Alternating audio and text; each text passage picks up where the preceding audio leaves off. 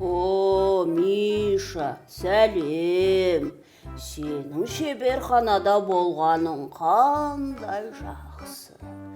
Менде саған шұғыл тапсырыс бар. Сәлем, Баги. Тағы қандай тапсырыс? Мен шатырды жөндетем деп едім. Су сорғалап ағып тұр. Баспалдаққа барғам, ал ол еш жерде жоқ. Енді маған жаңа баспалдақ керек. Ол қайда кетуі мүмкін? Қаша алмайды ғой, аяғы жоқ қой.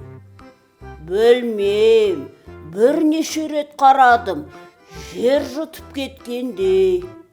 Мүмкін, біреуге берген шығарсың, есімде жоқ. Жарайды, жаңасын жасаймыз. Маған көмектескің келе ме? Сұрайсың-ау, әрине, не істеу керек? Мен сенің көмекшің боламын. Алдымен ағаш табу керек. Сол бұрышты қара. Жақсы. Олар мына жерде көп екен. Саған қаншасы керек? Шамамен 6-7. Қатты болсын, қарап ал. Түсіндім. Міне біреуі. Оны мұнда қоям. Ой, мынау болмайды, бұны тексеріп алайын. Орнына қояйын. Келесі. Міне, жақсы екен. Екіншісі де бар. Мұнауда мінеки жарап қалады. Үшіншісі болады. Төртіншісін ал.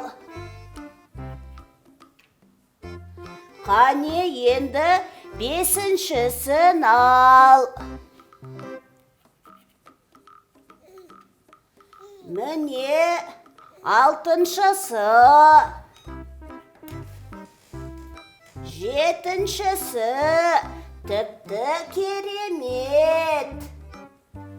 Болды, Миша.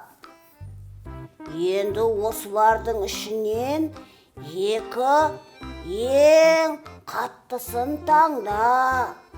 Алтыншысы күшті болған.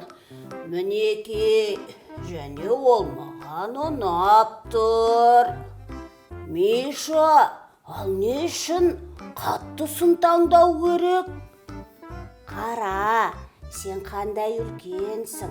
Баспалдақ ауырлыққа төтеп бере алу керек. Мен бұл туралы ойланбаппын. Қызықсың сен, Баги. Енді ағаштарды өлше, ұзындығы бірдей болу керек. Біріншісін өлшеймін, және екіншісін. Қазір мінеки.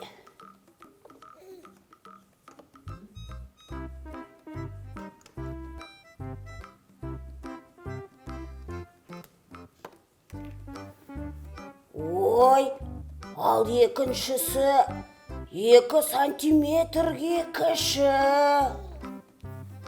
Жарамайды. Қане басқасын таңда. Немесе ұзынын кесіп тастауға болады. Қорқам, баспалдақ қысқа болады. Одан да басқа ағаш таңдасаңшы, сол секілді ұзындауын. Түсіндім. Ұзын түрін іздейміз. Мінеки, ұзынын таптым.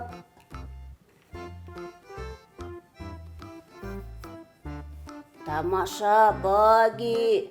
Бұл негізі болады.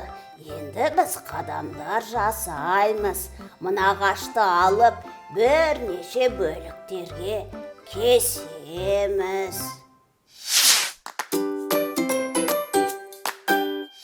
Балалар, мен мынандай тақтайдың ұзындығын өлшеуім керек. Сендер маған көмектесесіңдер ме? Біз ұзындықты немен өлшейміз?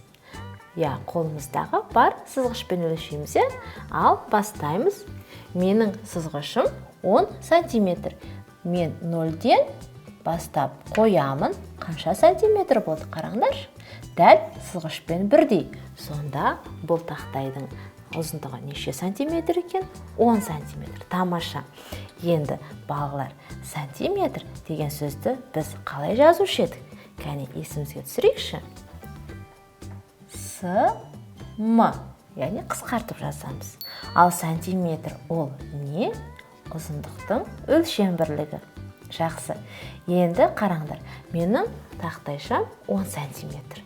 Мен оны 10 бөлікке бөліп қойдым. Көрдік пе? Енді қараймыз.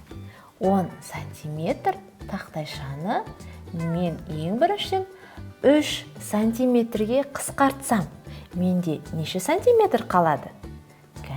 Яғни қысқарту біз не істейміз? Азайтамыз, кемітеміз.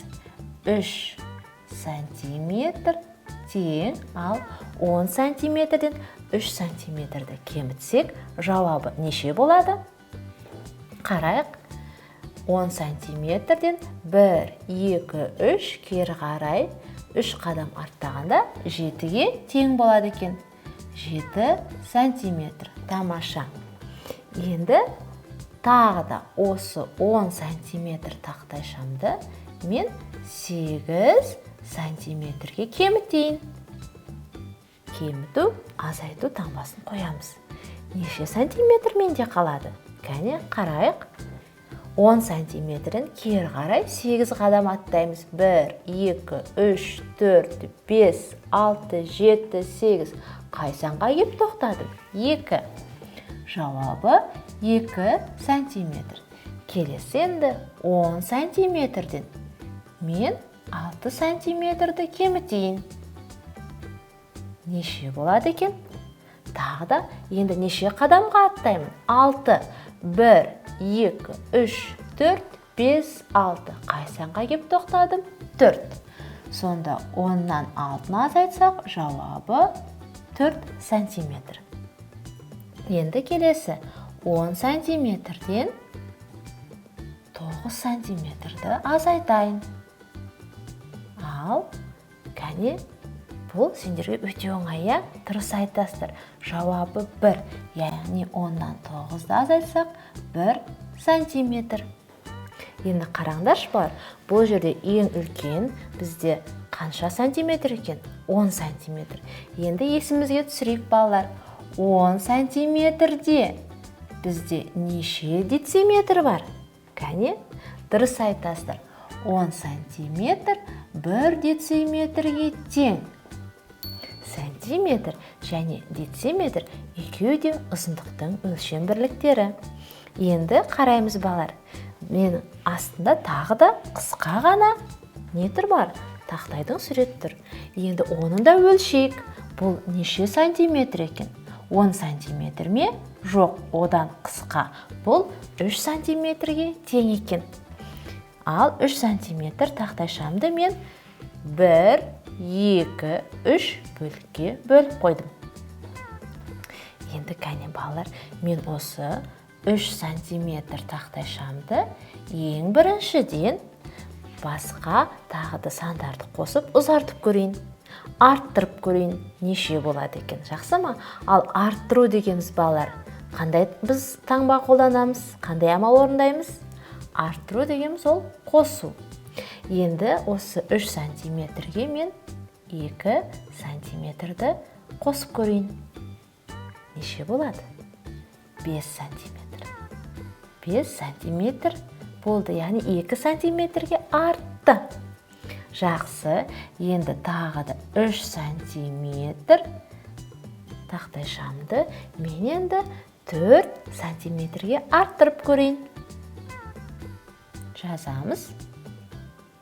Көреміз. Енді санайық. 3-ге 4-ті қоссақ неше болады? 7. 7 сантиметр болды. Жақсы. Келесі балалар енді 3 сантиметрді мүмкін 5 сантиметрге арттырып көрермін. Жақсы, көрейік. 5 сантиметрге арттырсақ, менің тақтайшам неше сантиметр болады екен? 3-ке 5-ті қоссақ, жауабы 8. Тамаша. Сантиметр. Енді 3 сантиметрді мен қосамын 6 сантиметрге. Тең неше болады? Кәне, дұрыс айтасыр. 3 пен 6 санының қосындысы 9-ға тең. Енді 3 сантиметрді мен 7 сантиметрге арттырамын. Кәне, неше сантиметр болады? 10 сантиметр болады. Тамаша. Сонда мен екінші салған тақтайшамның суретін тағы 7 сантиметрге арттырсам, бірінші тақтайшаның суреті екеуі тең болады екен. Солай емес пе? Тамаша. Кәне балалар, біз енді бүгін нені еске түсірдік? Сабағымызды ойланып қорытындылап көрейікші. Дұрыс айтасыр, ұзындықтың өлшем бірлігі. Олар сантиметр, дециметр.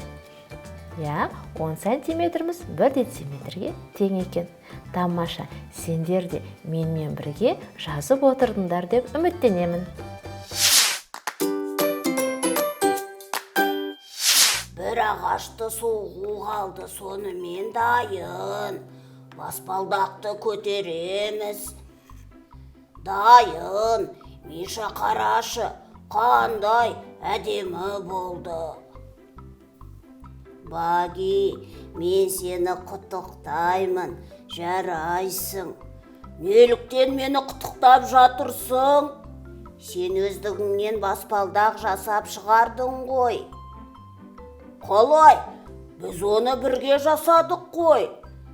Мен оған тиіспедім. Мен жай ғана айтып, нұсқаулық беріп тұрдым. Сонда мен өзім баспалдақ жасай алам деген сөз бе? Қандай тапқырсың? Миша, саған жасап берейін бе? Рахмет, қажеті жоқ. Менде тұтас екеуі бар ғой. Онда мен кішкентай өлшемде жасап берсем, немесе үлкен. Әрине, бұл жай ғана математика ғой. Міне қара, айталық, сенің баспалдағыңның биіктігі 10 сантиметр, және сен басқа баспалдақ жасағың келеді, айталық 3 сантиметрге аз. Сен не істейсің? Мен оннан 3-ін алам, 7-і шығады. Демек мен ұзындығы 7 сантиметр болады. Неге ағашты көрдім? Бұл менің баспалдағымның биіктігі болады. Егер мен 2 сантиметрге ұзынырақ жасағым келсе, онда 10-ға 2-ін қоссам, 12 шығады. Яғни 12 сантиметрлік ағашты аралайм. Ақылды, сен үздік шәкіртсің және жақсы доссың. Ал сен ең күшті ұстасың. Тағы да алғыс. Ал мен кеттім. Шатырды жөндеуім қажет. Кешке тосаппен шайға келсеңші. Міндетті түрде. Ал сұлуым, сені тексеруге барамыз.